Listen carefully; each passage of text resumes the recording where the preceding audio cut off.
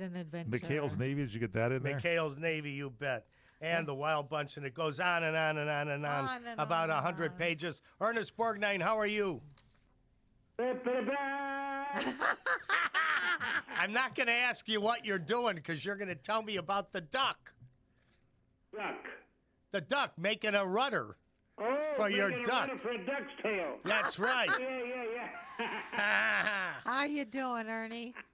How are you, buddy? I'm good, Ernie, and say hello to Michael Horn. He's our neighbor It's here. an honor. How are you? And I understand Nancy's there, too. Nancy's Oh, here. yeah, Ernie. Hi, sweetie. How are God you? bless you. Yeah, I love you. I love you too. Anyway, I'm here, and Okay, I'm well- ready to answer all questions. So we have some questions. Board now, and everything else. Ernie. What's new? So, no, Ernie, I want to start, if I can, from the inception of you being the greatest actor that ever lived. Who was Who told responsible? you that lie? I know it. That's my You own. did. It's not a line. It's the truth. And I want to know, and I'm sure the world like to know, who was the person that put the bug in your ear to be an actor? Well, actually, it was my mother. Yay. My mother was the one that suggested it after I spent 10 years in the Navy, 6 on my own and 4 for the government, you know. Yeah. And I came out after World War II, and I didn't know where to turn, what to do, or anything else. And one day I went home, and I was all set to go back into the service. I said, at least I'll get something, you know, from my money, and I get a pension. And she looked at me kind of funny, and she said, tell me, said, have you ever thought of becoming an actor? Says, you always like to make a damn fool of yourself in front of people. Why don't you give it a try? I was seated at the kitchen table, and I looked up, and I saw this yellow light come on, and I said, Mom, that's what I'm going to be. Wow. And 10 years later, I had somebody was handing me an Academy Award. Only 10 years? Huh? Only in 10 years? 10 years. Yeah, you had Academy 10 Award. years of nothing but... Well, That's phenomenal. you started. What do you call it when you chew on your fingernails, you know? Yeah, nervousness. Oh. That's All a that kind of nervousness, stuff. yeah. And I know for 10 years, I did all nothing but chew on my fingernails and worry when the next job was coming. Ernie, But it worked, and by golly, when the time came, and I saw the opportunity, and we took it, and bam, that's what happened. From your mom's lips to God's ears, and probably, Ernie, your mom was one of the best agents in the history of the broadcasting. There you go. Yeah. But she never saw me on the stage, never saw me in the film, never. Never lived long enough to see it. But Well, God bless her. yeah, I know she's up there watching. Don't worry. yeah. Do you remember the first stage play you did? Yeah, sure. Was it Great Depression? No, it was called, believe it or not, what the devil was it called? Well, we'll let you off the hook on that one. Yeah. But you it did was- Great it was Depression, the something Glassman. at school, and that was the first time I'd ever been on stage. Oh, my Wow. God. And well, it was the second time actually. I went to school. I went to a Hill House High School in New Haven, Connecticut, and there they put me on the list for the play at the end of the year. You know what I mean? Right, Yeah. right. And believe it or not, I played a Chinese boy. That was in China Corsair, and you were Hu Chang in that one, right?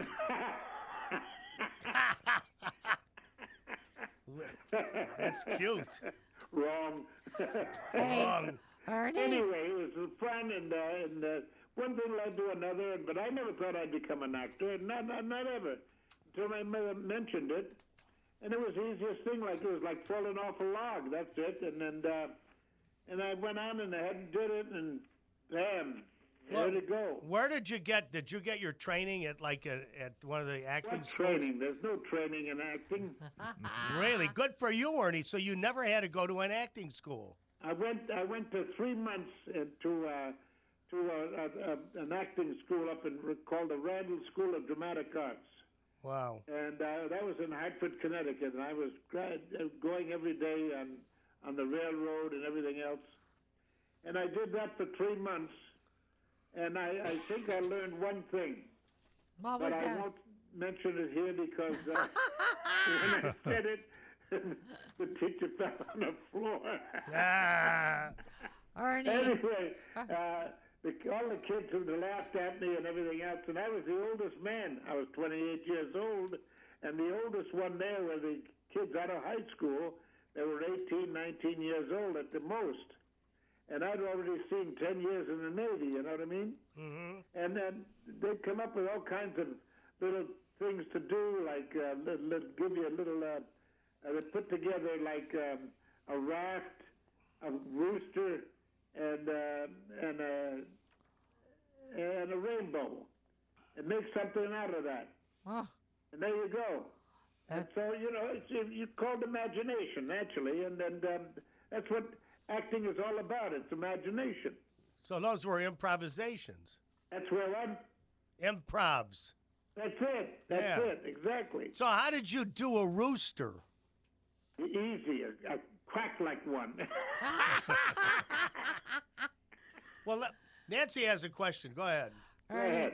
I want you to tell the story about when you had no money for food and you saw the guy with the cart. Chestnuts. Oh, the chestnuts. Yes, I love that. Well, I tell you, one day I was walking along 10th Avenue in New York, and I'm saying to myself, you dummy, why did you ever get into this business? I mean, I love my mother and everything else, but my goodness, well, I was making no headway at all, pounding on table and on doors and everything else, trying to make a buck here and a buck there, and trying to keep my family together. And suddenly I smelled chestnuts, and it reminded me of my mother when she used to cut the chestnuts and put them on the stove, and the whole house would be permeated with that wonderful smell. And I went a little closer, not to buy any, because I didn't even have money to buy a chestnut, but just to smell. And I saw a sign on that vendor's cart that became my philosophy of life, believe it or not, What was it? and the title of my book, but they wouldn't let me use it. And the title was, I don't want to set the world on fire, I just want to keep my nuts warm. Hey. I love that story. They wouldn't let me use it in my script, in my book. They put down, no, it won't sell in the Midwest. So they put down Ernie. Let's talk about your book, because I read it, and I think it's probably the best book in the autobiography category. bless All right, your let's take a heart. quick I break know then. you- Let's take a quick break and we'll get to a little bit of business here and we come back. Hang in, Ernie. More with the great Ernest Borgnine, who's with us here today on the Manetti Show. Nancy and Larry Manetti, the great Ernie Borgnine, a true American icon. When we come back, we'll hear about that and a whole lot more. Stay with us. 800-336-2225, our call-in number, 800-336-2225. You can email Larry Manetti at lmanetti@crni.net.